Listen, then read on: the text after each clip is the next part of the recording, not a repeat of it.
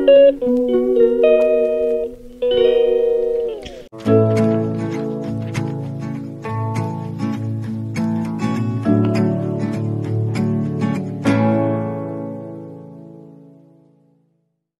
guys! Gusto ko palang magluto ng malinis na adobo. Kasi 'di ba? Ayaw ko kasi yung laman ng ng pusit. Kaya nililinis ko muna siya. Ganyan. Kaya gusto ko kasi malinis. Yan. Tapos, hiwain natin ng ganyan. Saka natin hugasan siya. After na mahiwa. Ganito po ang ginagawa kong adobo. Tapos yung itim ng adobo, ito, may itim siya, no? Yung niya.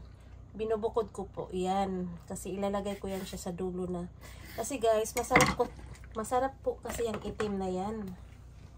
Marami akong pusit. Nakabili ako ng pusit kasi dapat gagawa ako ng yung sabi ko sa inyong anchovy na pusit. Pero hindi pala ito yun. Kasi kailangan siya may laman sa loob. Ganito lang po ako. Tinatanggal ko po yung mga mata guys. Tapos tinatanggal ko yung nakain niya. Ayan. Kasi yung mga anak ko rin medyo masilan pagdating sa mga pusit-pusit. Kailangan tanggal natin yung yung mata. Para alam nyo yung diretso na kain. Pati yung itong parang nguso niya. Tatanggalin natin yan. Ari ko. Sumulpot. Ayan guys. Tapos, hiwain natin. Saka ko nahugasan yan. Ay, hindi pala pwedeng makalimutan natin yung nasa gitna. Yung parang buto nila sa gitna. Alam nyo yun. Ito. Kailangan tanggalin din to. Kasi para pagkain natin, wala yan. Alam nyo yung masarap kumain ng diretso. Nguya na lang at saka lunok, diba? Ganito yung style natin ng pagluto ko ng adobong pusit. Maarte kasi yung mga anak ko, lalo na yung babae ko, kaya ayaw kumain ng pusit kasi yung mata, yung buto, ayaw niya yun. Kaya ito, nililinis ko na, ino-open ko na lang siya para kita nila talaga na malinis yung paggagawa ko. Ganon guys, yung mga masilan sa mga dyan sa pusit na ayaw nila yung tinatanggal ko yung itim niya kasi mamaya ko pa ihalo yan. Ayaw nila yung pagkain nila mayroong lamang loob yung pusit, diba? Ako kasi ayaw ko rin yung mga may laman loob yung pusit. Hindi ko rin siya type. Kaya ang ginagawa ko, nililinis ko muna yan bago ko adobuhin. Ito, hiwain muna natin. Saka natin hugasan para matanggalan medyo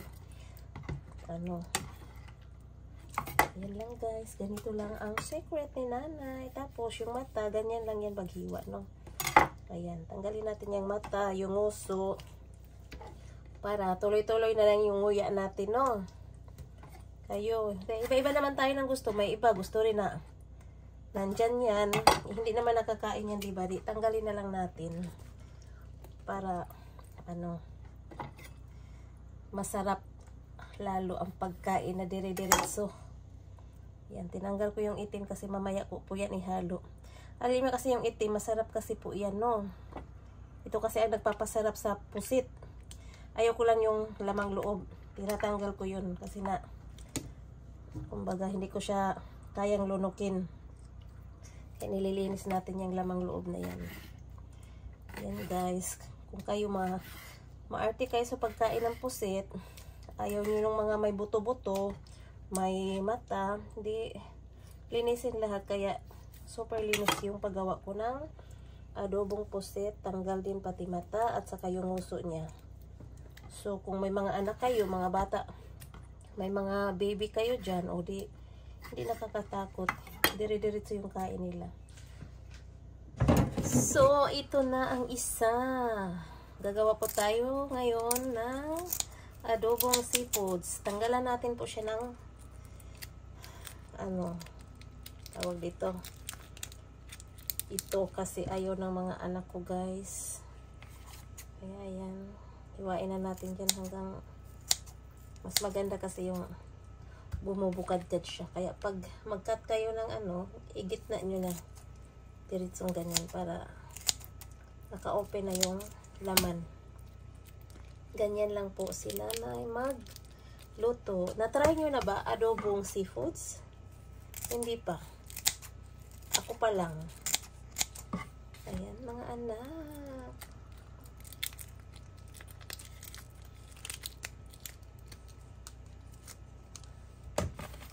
Malalaki yung mga hipon natin. Alam nyo ba, hindi pa ito umabot ng 30 grams. Pero ang halaga po nito, kung sa Philippine money, is 500 pesos. Wala pang 30 grams siya ha. Mahal kasi yung seafoods kahit naman dyan sa Pilipinas, diba? Ganyan lang po siya mga anak. Ginaganyan ko lang kasi alam nyo yung masarap kasi kumain na hindi na tayo matatagalan sa pagtanggal pa ng ano nito ng anong tawag dito? Balat ng hipon. Kasi di ba yung iba ayaw na pag naka spoon na ayaw nang magkamay, lalo na sa mga anak ko.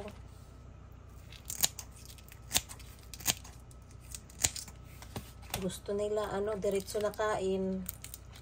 Pag mga ganitong ayaw nating mapagod yung kamay natin, gusto natin subo na lang.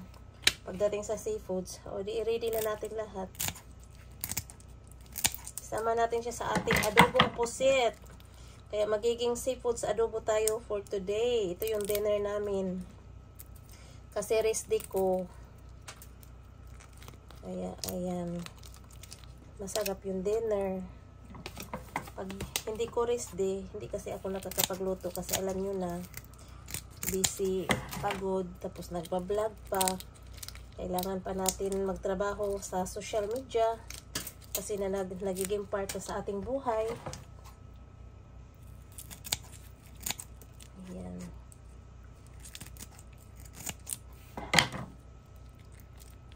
Ang lalaki nito. Habang nililinisan ko siya, naramdaman ko yung gutom. Kasi ini-imagine ko na masarap. Masarap naman talaga pag seafoods, diba? Ayan. So, malapit na tayo matapos. Ayan guys, tingnan nyo, diba? Ganyan siya, oh. Ganito lang. Para masarap ang ating kain. Tuloy-tuloy. Pati sa mga alimango, pag gusto nyo, i-ano nyo na, hiwain nyo na para pag mabilis na lang kainin. Kumbaga naka-open na lahat ba? Kasi dito sa Japan, pag kumain ka ng restaurant ng mga seafoods, hindi ka na mahirapan. Kasi hindi na siya mahirap tanggalin. Kumbaga ready na lahat. Tulad nito. Diba? Naka-ready na siya. So, ito, pinakalas. Napakasimple lang po ng adobong seafoods. Napakasimple lang talaga. Hindi na kayo mahirapan. Huwag mo nang lagyan ng asukal. Ako hindi ako naglalagay. Kasi matamis na yung lasa niya. Yung karne, hiniwa ko na. Hindi ko na lang pinakita kasi alam kong alam nyo na. Tapos ayun yung bawang natin at saka mga spicy. Ayun guys, ang gagawin po kasi ni nanay for today is adobong baboy with seafoods, diba? Hello! Hello, hello madlang people, Philippines! Ito na. Magluto na tayo ng adobong baboy with seafood. Ayan guys. Na-try nyo na ba to? O ako pa lang kaya siguro ang nag-try nito? Ako pa lang yata, i-try nyo mga anak kasi napakasarap. Sinishare ko lang kasi alam nyo naman si nanay. Mahilig talaga ako sa iba-ibang putahe na iniimbento ko lang talaga. So, ang gawin natin, i-brown muna natin, pa-brownin muna natin to. Alam nyo, yung maganda kasi adobo guys, yung nasa tiyan banda, yung may mga taba. Kaya, lagyan muna natin natin siya ng salt with pepper. Ayan. Saka natin halo-haloin hanggang magiging golden brown. So, ayan na. Na-golden brown na ang ating karne. So, tanggalin muna natin dito sa kawali. Kasi, ano ko yung mantika at masyadong madami. Delikado to sa ating, hindi maganda sa ating health.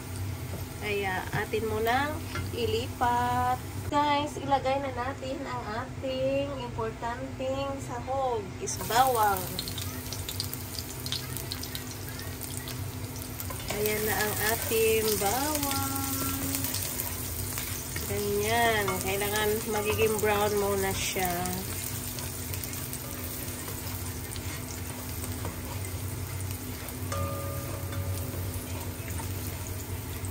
So, nagiging brown ang ating bawang. Ilagay natin yung ating karne na ginawa nating golden brown. So, yan. Ayan, kasi luto na yung karne natin. Isunod natin ang ating seafoods. Ayan, guys. Napaka-yummy nito. O, diba? Ito sa inyo eh.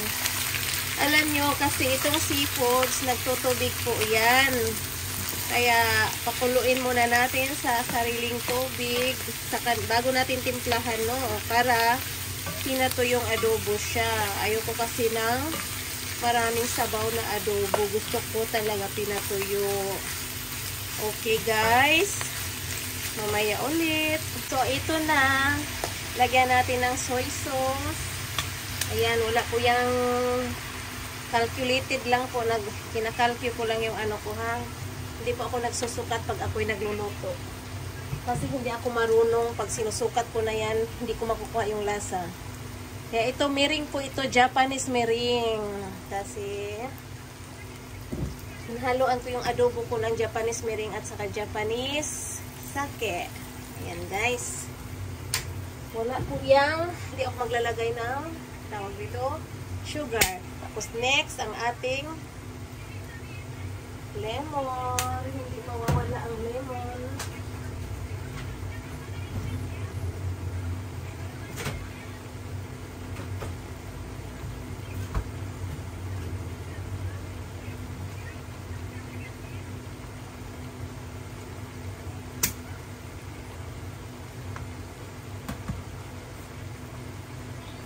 Ayan, lalagyan na po natin ng pepper. Ayan, guys. Masarap kasi pag may pepper tayo. Tapos, spicy. Ayan, masarap yung adobo natin pag maraming mga spices. Diba?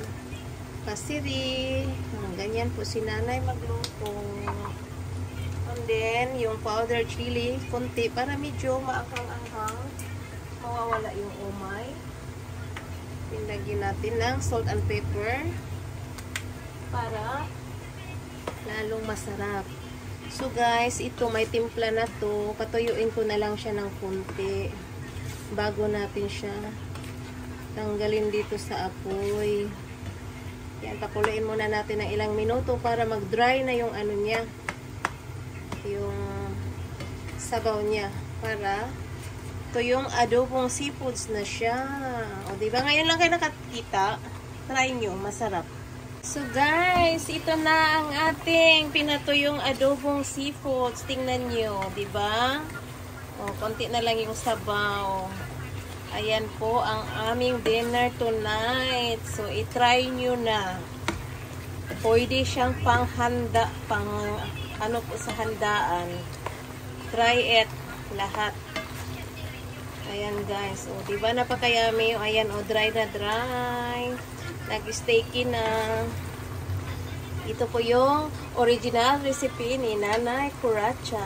So, guys, gagawa po tayo ng pipino with sesame oil at saka sesame seeds. Ang sarap po. Try nyo. So, ito, lalagyan ko na siya ng sesame oil. Kita nyo. Ayan. Napaka-hershey. Tapos, lalagyan natin ng sesame seeds. Ayan guys, napakasarap po nito. Dadamihan ko yan. At saka yung pink Himalayan salt. Ganyan lang po. Tapos, i-mix nyo lang yan. Sulit na sulit ang ating appetizer. Ganito lang po ang aking ginagawa. Tapos, hinhaluan ko ng konting paminta. Oh, so, try nyo na!